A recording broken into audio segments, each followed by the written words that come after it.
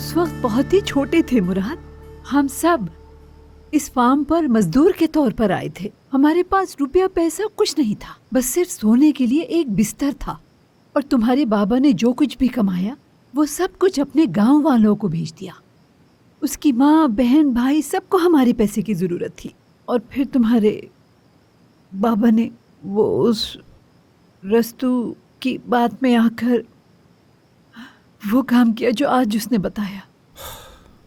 पापा, तुम्हारे बाबा और वो मवेशी चोरी करके बेचते थे। और हाँ, एक दिन जब वो जानवरों को बेचने के लिए ले जा रहे थे, तुम्हारे बाबा को दूर से एक जलती हुई गाड़ी नजर आई। वो फौरन दौड़कर उस गाड़ी की तरफ गए और उस गाड़ी में महमद रिफत साहब थे बेटा। उन्होंने जल्दी से उन्हें बाहर निकाला और उनकी जान बचा ली।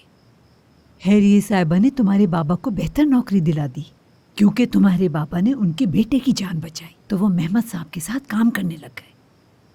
वो वाकया कैसे पेश आया अम्मी? वो सब लोग पकड़े गए जिनको उन्होंने मवेशी बेचे थे।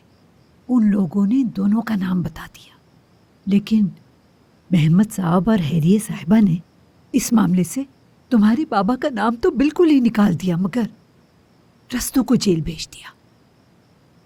बाबा को तो हाथ भी नहीं लगाया। उस खानदान ने बचा लिया। तो अम्मी, आप इतने साल उन लोगों में अपनी तस्लील करवाकर कैसे रह रहे थे?